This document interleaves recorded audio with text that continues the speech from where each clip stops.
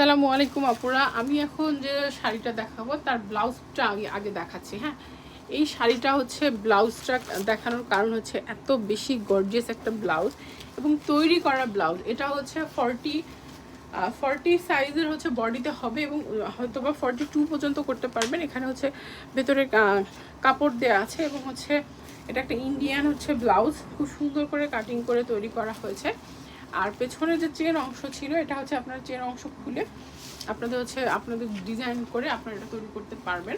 মূলত 38 হলে এটা হচ্ছে ব্লাউজ পিসটা একদম ফিটফাটেই হবে, শুধু পেছনে আপনাদের হুক করে তৈরি করে নিতে হবে।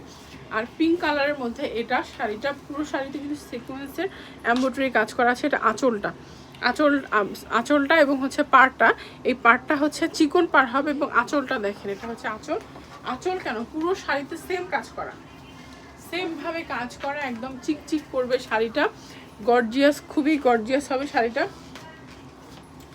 আর এটা হচ্ছে শাড়িটার 12 হাতের বেশি হবে। ব্লাউজ পিস যেহেতু আলাদাভাবে দেওয়াই আছে, আলাদা ব্লাউজ একটা পাচ্ছেন আপনারা।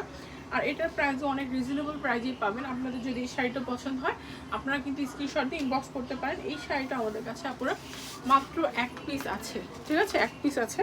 আপনারা খুব দ্রুত স্ক্রিনশট দিয়ে ইনবক্স করেন, কারণ এক পিসের বেশি দিতে পারবো না, এত গর্জিয়াস শাড়িটা।